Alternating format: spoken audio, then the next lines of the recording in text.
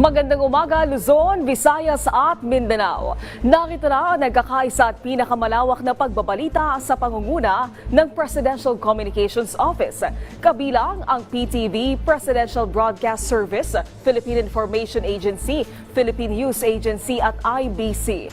Tutok na sa mga balita mula sa iba't ibang bahagi ng bansa. Ito ang Balitang Pambansa.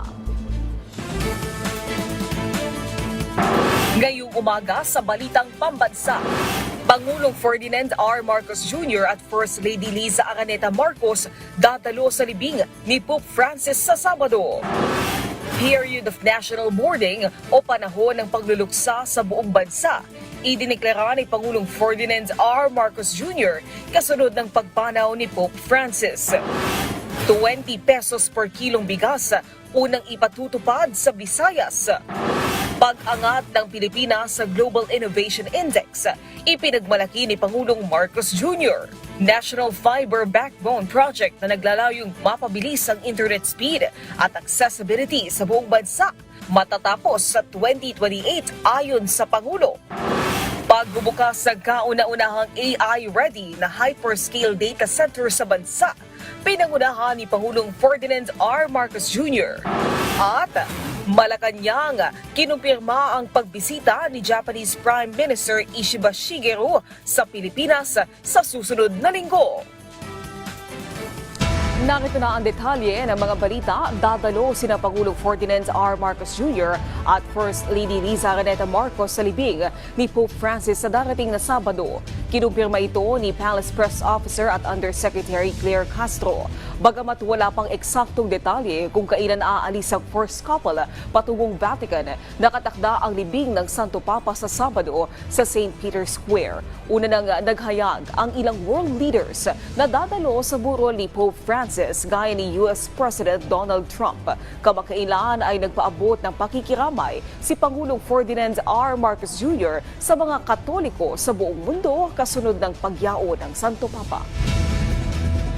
Nakiisa si Pangulong Ferdinand R. Marcos Jr. sa pagluluksa ng buong mundo sa pagpanaw ni Pope Francis. Kaya naman dinagdaan ng Pangulo ang Proclamation No. 871 kung saan dinideklara nito ang panahon ng pagluluksa ng bansa kabilang o bilang pagkilala sa Santo Papa na pumanaw noong April 21. Inilarawan ng Pangulo ang Santo Papa na simbolo ng pagpapakumbaba, maawain at kapayapaan na ibinuhos ang buong buhay para sa mga mahihirap. Sinariwa din ng Pangulo ang malalim na ugnayan ni Pope Francis at mga Pilipino nang bisitahin nito ang Pilipinas noong 2015 upang makiramay sa mga biktima ng Bagyong Yolanda. Bilang paggalang, kailangang naka-half-mast ang lahat ng watawat ng Pilipinas sa mga tanggapan ng gobyerno at mga gusali hanggang sa mailibing ang Santo Papa. Samantala, ang Pangulo at unang ginang Liza Marcos ay nakatakdang dumalo sa libing ni Pope Francis sa darating na Sabado. Labi ni Pope Francis na ilipat na sa St. Peter's Basilica. Labi ng Santo Papa tatagal doon sa loob ng 3 araw para sa public viewing. Si Gab Villegas ng PTV sa Balitang Pambansa. Nailipat na ang mga labi ni Pope Francis sa St. Peter's Basilica mula sa Casa Santa Marta. Pinangunahan ni Cardinal Camerlengo Kevin Farrell ang right of translation. Dinaluhan ito ng mga miyembro ng College of Cardinals at tinatayang aabot sa 20,000 mananampalataya. Mananatili ang labi ni Pope Francis sa loob ng Basilica sa loob ng 3 araw para sa public viewing. May nakatakdang oras para sa public viewing ng labi ng Santo Papa. Isa sa mga naunang dumalaw sa labi ng Santo Papa ay sina Philippine Ambassador to the Holy See Myla Makahilig, Philippine Ambassador to Italy Niall Imperial at Consul General Elmer Cato. Ililibing si Pope Francis sa Sabado, alas 4 ng hapon, oras sa Pilipinas, na siya ring hudyat ng pagsisimula ng Novendiale o 9 na araw na pagluluksa ng Simbahang Katolika. Pangunahan ni Cardinal Giovanni Battista Re, Dean ng College of Cardinals, ang funeral mass. Kasama sa pagdiriwang ng misa ang mga patriarch, kardinal, arsobispo, obispo at kaparian mula sa iba't ibang bahagi ng mundo. Mula sa St. Peter's Basilica ay ililibing ang Santo Papa sa Basilica of St. Mary Major sa Roma. Nagsimula na ang unang congregation ng College of Cardinals sa Vatican. hudyat ng paghahanda para sa paparating na conclave o paghalal ng bagong Santo Papa. Aabot sa 60 kardinal ang nagtipon sa Synod Hall para sa nasabing aktibidad. Pinangunahan ni Cardinal Pietro Parolin ang ikalawang gabi ng pagdarasal ng Rosaryo para sa kaluluwa ng Santo Papa. Isa si Pangulong Ferdinand R. Marcos Jr. at First Lady Liza Araneta Marcos sa mga dadalo sa libing ng Santo Papa. Mamayang hapon ay nakatakdang lumipad patungong Roma si CBCP President at Caloocan Bishop Pablo Virgilio Cardinal David na isa sa mga cardinal electors. Ang Pilipinas ang isa sa mga bansa sa mundo na mayorya ng populasyon ay mga Katoliko at sa kasaysayan ng simbahan, 3 Santo Papa pa lang ang nakarating sa ating bansa. Una dito ay si Pope Paul VI na bumisita noong 1970 kung saan isa sa mga ginawa niyang aktibidad ay ang pagbisita sa mga informal settlers sa Tondo, Maynila. Si Pope John Paul II naman ay 2 beses bumisita sa ating bansa. Una noong 1981 para sa beatification ni Lorenzo Ruiz na siyang naging unang Pilipinong santo at noong 1995 para sa World Youth Day. At ang huli ay si Pope Francis na bumisita sa Pilipinas noong 2015 para dumamay sa mga naging biktima ng Super Typhoon Yolanda. Ang kanya ring papal mass sa Quirino Grandstand ang pinakamalaking papal crowd na umabot sa 6 na milyon ang dumalo. Mula sa People's Television Network, Gabo Milde Villegas para sa Balitang Pambansa. Ilulunsad na sa susunod na linggo ang pagbebenta ng 20 pesos na kada kilong bigas. Yan ang napag-usapan sa pagpupulong ng mga gobernador ng Visayas kasama si Pangulong Ferdinand R. Marcos Jr. at Department of Agriculture sa Cebu. Ang detalye sa Balitang Pambansa ni Jessie Atienza ng PTV Cebu. Nakuna ng Cebu Media ang pag-alis ni Pangulong Ferdinand R. Marcos Jr. sa Cebu Provincial Capital na sinamahan ni Cebu Governor Gwen Garcia. Ito'y matapos pasinayaan ang pagpupulong kasama ang Department of Agriculture at ang mga gobernador ng Region 6, 7 at 8. Humarap sa media si Agriculture Secretary Francisco Laurel Chiu Jr. at kinumpirma na magsisimula na sa susunod na linggo ang pagbebenta ng 20 pesos kada kilo na bigas sa Visayas na agad ipapatupad din sa buong bansa. Basically, yung mechanics nun, since bumaba ng world prices at bumaba na rin ang presyo ng bigas in general, yung gap between the 20 pesos and yung current market prices of 32 to 33 pesos sa merkado ay napag-usapan na isi-share yun, yung gap na yun between the national government and yung selected LGUs that will be participating in the program.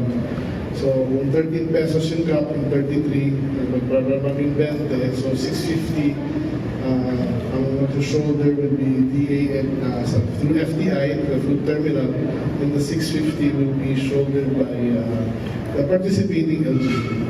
Pinagpaplanuhan na ngayon ng mga gobernador kung papaano maipapamahagi ang pagbebenta ng 20 pesos kada kilong bigas sa kani-kaniyang lalawigan. When they came over here, they were going to launch this for Region 6, 7, and 8, Visayas. When they took off, when they landed, they decided it would be national. The President, gave us an avenue where we can get cheaper rice. The LGUs will subsidize a bit, but the distribution on how it will be given to the people, how it can be accessed by the people, is really up to the LGU. So we have different strategies. That's why we were kind of debating. Because again, this is an experiment, but it's a commendable program. Kinatuwa naman ng mga gobernador dahil sa wakas, mabibili na rin ng taong bayan ang ipinangakong abot kayang presyo na bigas ni Pangulong Ferdinand R. Marcos Jr. The President himself that has taken up the fulfillment of his promise, but he is able to see it on a more holistic level. The Department of Agriculture being on board, and as was already discussed, our palay farmers also now being assured of a ready market. So, well, logistically, Visayas region is parang almost the same area lang naman tayo lahat. So working together with other governors from the Visayas, it's also parang reassuring din sa amin na may tutulong din sa amin. Ayon sa mga gobernador, pinag-aaralan na rin ng pamalaan na mapanatili ang pagbebenta ng 20 pesos kada kilo na bigas hanggang sa matapos ang termino ni Pangulong Ferdinand R. Marcos Jr. Mula sa PTV Cebu, Jesse Atienza para sa Balitang Pambansa. Asahan ang mas marami pang technology investors sa Pilipinas. Kasunod yan ng pagbubukas ng kauna-unahang pinakamalaking AI-ready hyperscale data center sa bansa na pinangunahan mismo ni Pangulong Ferdinand R. Marcos Jr. Si Clazel Pardilla ng PTV sa Balitang Pambansa. Paglapag ng kamay ni Pangulong Ferdinand R. Marcos Jr. sa umiilaw na cube na ito, agad na sinimulan ang countdown. 1, 2, 3.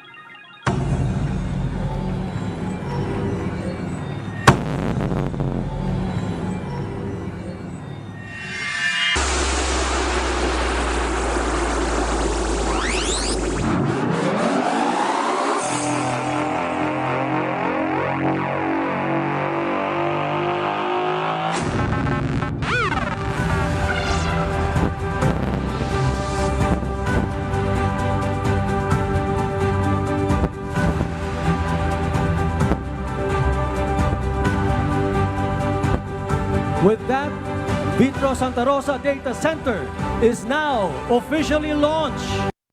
Ang Vitro Santa Rosa ay isang hyperscale data center. Malaking pasilidad ito na maaring paglagyan ng mga datos at impormasyon. Parang warehouse yan. Ngunit, imbis na yung mga gamit ang naka-storage doon, instead of boxes of products, we store digital information such as emails, videos, business records, government files, even the apps on your phone. It keeps everything running safely and securely 24 hours, 7 days a week. Suportado rin ng hyperscale data center ang cloud computing, paghahatid ng software at serbisyo gamit ang internet. Naglalaman din ito ng artificial intelligence o kakayahan na tularan ang pag-iisip ng tao para mapabilis ang pagresolba ng problema o paggawa ng mga komplikadong task. Nasa 50 megawatts ang kapasidad ng data center, konektado sa cable network ng isang malaking telco company, kaya umaabot ang serbisyo sa Asia, Amerika at Europa. Ang ibig sabihin, tiyak na lalaki pa ang potensyal ng Pilipinas na maging digital gateway sa mundo at makapaghikayat ng mas maraming technology investors o negosyante na mamuhunan sa Pilipinas. It stands as proof that the Philippines is future ready for the digital realm. There is some work left to do, but we are ready to do that work so we can be an equal player in the world of data and data processing. The inauguration of VSR signaled the country's readiness to attract the world's largest technology companies and showcase our regional competitiveness in the digital space. Itinayo ang Vitro Santa Rosa sa probinsya ng Laguna na refleksyon ng pagsisikap ng pamahalaan na itaguyod ang regional development o pantay-pantay na pag-unlad sa mga rehiyon sa bansa. Kasabay ng pagtatatag ng Vitro Santa Rosa, puspusan ang pamahalaan sa pagtatayo ng mga digital infrastructure. Noong April 2024, inilunsad ang National Fiber Backbone Phase 1 na magpapabilis sa internet speed sa buong bansa. Kasalukuyan, papalo na sa 11 milyong mga online user ang nakapagbenepisyo mula sa libreng public internet access program ng pamahalaan. Siniguro naman ng administrasyon ni Pangulong Marcos ang pagpapabilis sa mga energy projects para masiguro na mapibigyan ng sapat na kuryente ang mga data digital infrastructure. The Filipino student who studies and conducts research online, the small business owner who relies on social media and e-commerce, the Filipino worker who lives far from his or her family, counting on technology to bridge that distance. This technological infrastructure strengthens connection, not just digitally. It ensures that innovation fosters connection, brings opportunities, and uplifts lives. Mula ika-56 na pwesto sa Global Innovation Index ranking ng Pilipinas noong 2023, umabante sa ika-53 ang Pilipinas nakaraang taon. Salamin ito ng pagsisikap ng pamahalaan na pauna rin ang sektor ng teknolohiya at ekonomiya ng bansa. Kalezal Pardilia, Balitang Pambansa. Pangulong Ferdinand R. Marcos Jr. ipinagmalaki ang pag-angat ng Pilipinas sa Global Innovation Index. National Fiber Backbone Project makukumpleto sa 2028 ayon sa Chief Executive. Si Alvin Baltazar ng Radyo Pilipinas sa Balitang Pambansa. Kumbinsido si Pangulong Ferdinand R. Marcos Jr. na nagbubunga ang hakbang na ginagawa ng pamahalaan sa larangan ng digital space. Ayon sa Pangulo, base na din ito sa standing ng Pilipinas sa Global Innovation Index kung saan ay umangat ang estado ng bansa. Ipinahayag ng punong ekutibo na sa 133 economic countries ay nag-improve ang status ng Pilipinas noong nakaraang taon mula 2023. Sa 56th place niya noong 2023 ay mas gumanda pa ang posisyon ng bansa noong 2024. Kahayagan niya ng improvement na ito, sabi ng Chief Executive, na nagbubunga ang hakbang ginagawa ng pamahalaan para maiangat ang kaunlaran ng bansa sa pamamagitan ng innovation.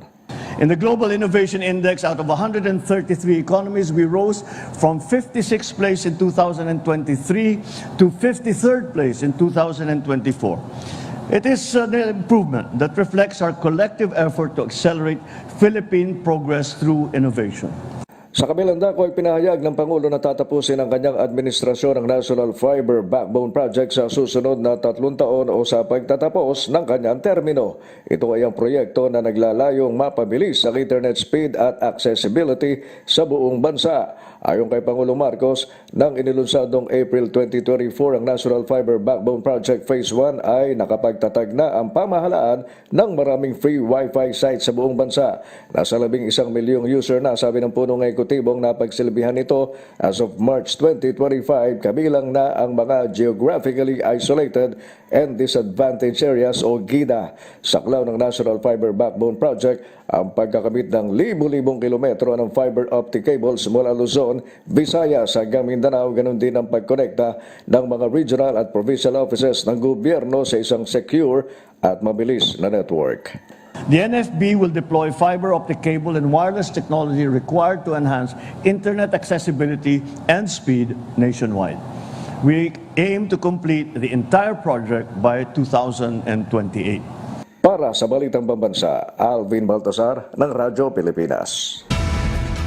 Nakatakdang bumisita sa bansa si Japanese Prime Minister Ishiba Shigeru sa susunod na linggo ayon sa Presidential Communications Office.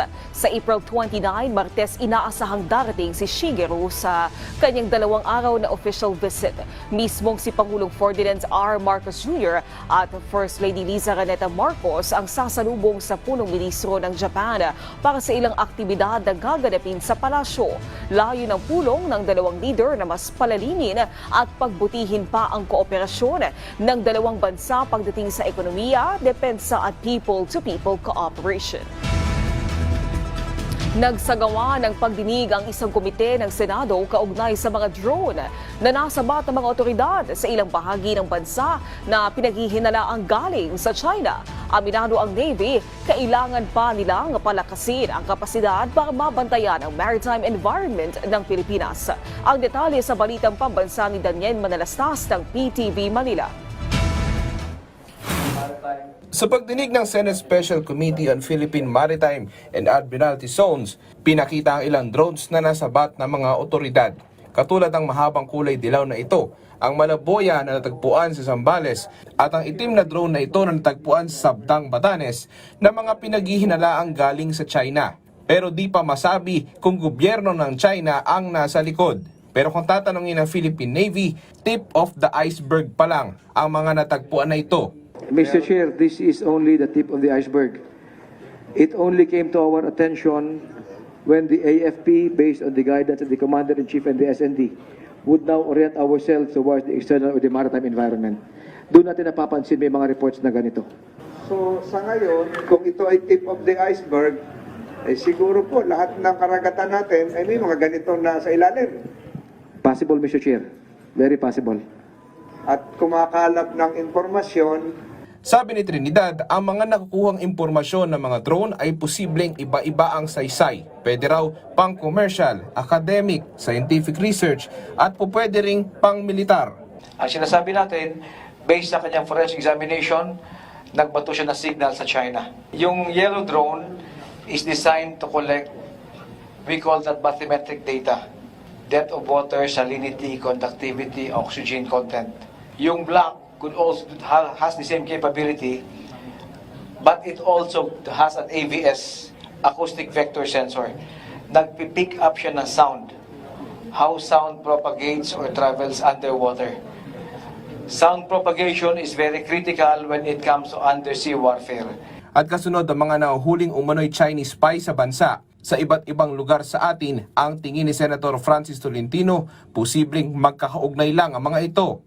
Yung espionage sa Caloocan, sa Makati, yung Palawan 5, yung sa Zambales, yung sa ilalim ng karagatan, magkakasama lahat yan, isang uri ng gawain yan, espionage. Magkakatugma lahat yan, isang related po lahat yan. At lahat ng tinuturo noon, papunta sa People's Republic of China.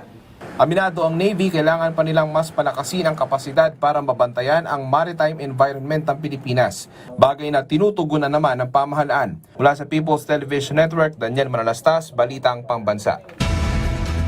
Muling nagbukas ang kadiwa ng Pangulo sa Quezon City Hall para magbigay ng abot-kayang presyo ng mga paninda sa ating mga kababayan. Kung magkano ang presyohan ng mga paninda dyan, alamin natin sa Balitang Pambansa ni Vel Custodio ng PTV Live. Naomi, ilang mga local government units sa bansa, kabilang dito sa Quezon City, ang nakipagtulungan na para makapagbenta ng kadiwa ng Pangulo na mas mura para sa masa ang gulay, prutas at maipromote ang kanilang mga local products. Muling nabukas ang kadiwa ng Pangulo para maghandog ng abot-kaya at masusustansyang pagkain sa masa covered pathway ng Quezon City Hall. Sinusuportahan ng kadiwa ng Pangulo ang mga gawang lokal. Katuwang din sa programa ang QC Fresh Market para naman siguraduhin ang kalidad ng mga binibiling prutas at gulay. Mabibili ang ilang mga prutas na inaangkat sa iba't ibang probinsya kagaya ng Davao, Isabela at Batangas. Bukod dito, kasama ng kadiwa ng Pangulo Store ang Small Business and Cooperatives Development Promotion Office ng Quezon City sa pagpopromote ng maliliit na negosyo. Bukod dito sa QC, bukas na rin ang kadiwa ng Pangulo sa 3S Center, Mapulang Lupa, Valenzuela City. Sinusuportahan din ng mga LGU ang kadiwa ng Pangulo sa mga probinsya, kagaya sa Noveleta City sa Cavite na alas 6 pa lang bukas na. Habang mag-a-award naman ang kadiwa store at kiosk sa regional offices ng Department of Labor and Employment sa ilang mga organisasyon ng manggagawa. Katuwang dito ang Dole Regional Office Central Luzon, Calabar Zone at Central Visayas. Naomi, isa pang ahensya ng gobyerno na makikipagtulungan sa kadiwa ay ang National Capital Region Police Office na inaasahang magla-launch ng kadiwa ng Pangulo bukas. Mula sa People's Television Network, Vel Custodio, Balitang Pambansa. Maraming salamat, Vel Custodio ng PTV. Naghahanda na ang Department of Social Welfare and Development o DSWD para sa implementasyon ng nationwide feeding program sa pagbubukas ng mga paaralan sa darating na Hunyo. Ayon sa DSWD, mahigit 1.2 milyong mga bata ng mga Child Development Centers at Supervised Neighborhood Play ang mabibigyan ng mga pagkain at gatas sa loob ng 120 araw ng pagsasagawa ng programa. Kaugnay nito, naglaan ang ahensya ng 5.18 billion pesos para mapakain ng mga masustansyang pagkain ang mga batang 2 taong gulang hanggang 5 taong gulang. Dagdag pa ng ahensya, ito ay suporta sa layunin ni Pangulong Ferdinand R. Marcos Jr. na maabot ang zero hunger o walang gutom sa buong bansa. Mga magsasaka sa Lucena City nagtutulungang lumago ang ani at kita sa pamamagitan ng palay-sikatan ng PhilRice. May Balitang Pambansa si Carmi Isles sa Radyo Pilipinas, Lucena. Nagkameron po ng mga bagong technology, natulungan po kami, nagkameron po kami ng guide para mapaayos namin yung pagsasaka namin.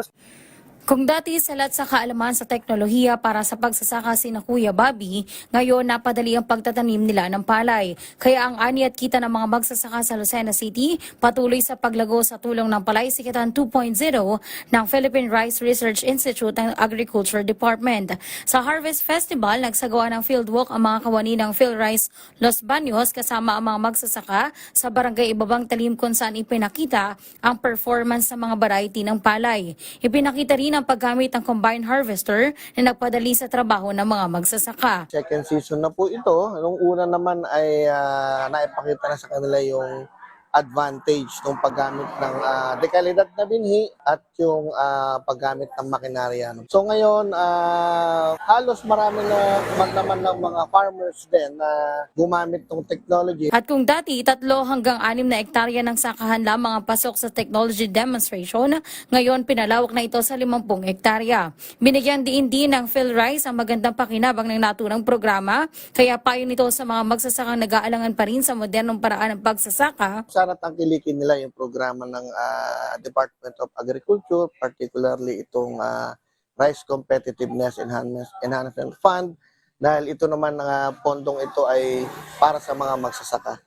Ito ay tulong para sa kanila upang mapaunlad at mapabuting lalong-lalo na kanilang pagsasaka ng palay. Mula sa Radyo Pilipinas, Lucena, Carmi Isles para sa Balitang Pambansa. Tiniyak ng DSWD na hindi pababayaan ang mga biktima ng sunog sa Tondo, Maynila, kung saan nasa 1,200 pamilya ang apektado, habang ang Antipolo LGU naman magbibigay ng libreng burol sa mga pinaslang na 7 panadero. Si Isaiah Mirafuentes ng PTV sa Balitang Pambansa. Dalawang malaking sunog ang sumiklab sa Tondo, Maynila kahapon ng madaling araw. Pasado alas 12 ng gabi nang magkasunog sa barangay 615 Port area, habang pasado alauna naman ang sumiklab ang apoy sa barangay 123. Makikita sa mga kuwang ito kung paano naabot ang sunog ng mga kabahayan sa lugar.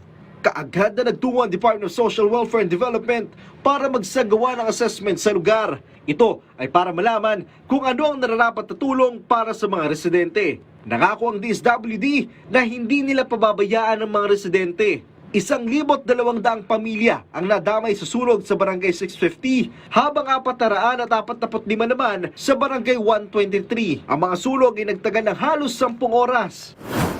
Kumilos na ang lokal na pamahalaan ng Antipolo para mabigyan ng tulong ang pamilya ng 7 panadero na minasaker sa Antipolo, Rizal. Binigyan ng libreng pagbuburulan ng lahat ng mga biktima ng karumal-dumal na krimen. Maliban dyan, nagbigay din ng financial assistance ang Antipolo LGU. Ang ating pong pamalang lungsod naman ay tuloy-tuloy po yung ating pagpapanatili ng kaligtasan, to make Antipolo a safe space para po sa ating mga kababayan. So kahit napakalaki po ng Antipolo in terms of land area, malaki din po yung populasyon, pinipilit po natin na makapagprograma po tayo. Kinundena na ng LGU ang krimen. Nakakulong na ang suspect sa Antipolo PNP Custodial Facility. Mula sa PTV, Isaiah Mirafuentes, Balitang Pambansa. Mas lumalim pa ang pang-unawa sa tunay na paglilingkod sa Diyos ng isang veteranong journalist matapos siyang personal na makasalamuha si Pope Francis noong 2025. Si Jana Pineda ng PIA National Capital Region para sa Balitang Pambansa. Ibinahagi ng isang veteranong mamamahayag na si Jose A. Torres Jr. ang kanyang mga personal na kwento ng pagiging mapagkumbaba at natural na pagiging mapagmalasakit sa kapwa ng isa sa mga pinakaminahal na leader ng simbahang Katolika. Isa si Torres sa 14 na Pilipinong mamamahayag na nabigyan ng pagkakataon na makasama sa pastoral visits ni Pope Francis sa iba't ibang bansa sa Asia noong 2015. Ang mga naging karanasan niya sa pakikisalamuha sa Santo Papa ay nagbigay daan para sa kanya na magkaroon ng mas malalim na pangunawa sa tunay na kahulugan ng paglilingkod na siyang naging inspirasyon niya sa kanyang naging tungkulin sa larangan ng serbisyo publiko. I covered a lot of international, mga sikat na tao. I was young, 1993 yata, kinover ko na si Dalai Lama, Jimmy Carter, pero retired na siya noong hindi siya presidente ng Amerika. siyempre, mga presidente natin, pero sa international community, U2, hindi pa sila masyado ganun ka, nag-cover na ako sa Europe, etc. Nagpunta na ako sa White House, lahat ng mga, ang dami. Pero yan yung, yung kay Pope Francis, yung parang hindi coverage. Para siyang pilgrimage, para siyang, yung, hindi mo siya iniisip na trabaho. Simple, mapagkumbaba at may puso sa masa. Ganito patuloy na inaalala ng mga Pilipino at ang mga taong nakasalamuhan niya ang namayapang Santo Papa na si Pope Francis na namuno sa Simbahang Katolika sa loob ng 12 taon. Mula sa Philippine Information Agency National Capital Region, Jana Pineda, Balitang Pambansa. Department of Health muling nagbabala sa publiko hinggil sa mga sakit na maaring idulot na matinding init. May balitang pambansa si Joshua Sugay ng PIA Mimaropa. Ngayong patuloy ang pagtaas ng temperatura, muling nagpaalala ang Department of Health na mag-ingat sa mga sakit na maaaring dulot ng matinding init. Ayon kay Dr. Ramon Bombais ng Department of Health Oriental Mindoro, dapat iwasan ng publiko ang direktang exposure sa araw mula alas 9 ng umaga hanggang alas 4 ng hapon. Kabilang sa mga karaniwang sakit tuwing tag-init ay ang heat stroke, heat exhaustion, heat cramps at bungang araw. Ang heat stroke ang pinakadelikado at maaaring ikamatay kung hindi agad maagapan. Payo ng DOH, manatili sa malamig o maaliwalas na lugar, iwasan magsagawa ng mabibigat na gawain sa ilalim ng araw at palaging mag-hydrate. Tiniyak ni Dr. Bombais na handa ang DOH, Provincial Health Office at Municipal Health Offices sa Oriental Mindoro na tumugod sa mga heat-related emergencies at patuloy silang nagbibigay ng impormasyon para maiwasan ang mga sakit na ito. Para sa mga emergency, agad na makipag-ugnayan sa pinakamalapit na health center o emergency response unit. Mula sa Philippine Information Agency Mimaropa, Joshua Sugay para sa Balitang Pambansa. Patay ang alkalde ng Rizal sa lalawigan ng Cagayan matapos pagbabarilin kagabi. Lumabas sa inisyal na investigasyon na nangangampanya si Mayor Attorney Joel Ruma sa barangay Iluro Sur sa bayan ng Rizal pasado alas 9:30 kagabi. Nang pagbabarilin ng hindi pa kilalang mga suspect habang nagpapapicture kasama ang ilang residente. Patay din ang dalawang close aide ni Mayor Ruma. Isinugod pa sa ospital ang alkalde subalit idineklarang dead on arrival. Patuloy na tinutugis ng mga otoridad ang suspect. Maraming salamat sa pagsama sa amin ngayong umaga. Tumutok muli sa ating programa mamayang alas 12 ng tanghali kasama ang buong puwersa ng Presidential Communications Office. Mula sa PTV, ako si Naomi Tiburcio. Ito nagkakaisang puwersa ng pagbabalita. Ito ang Balitang Pambansa.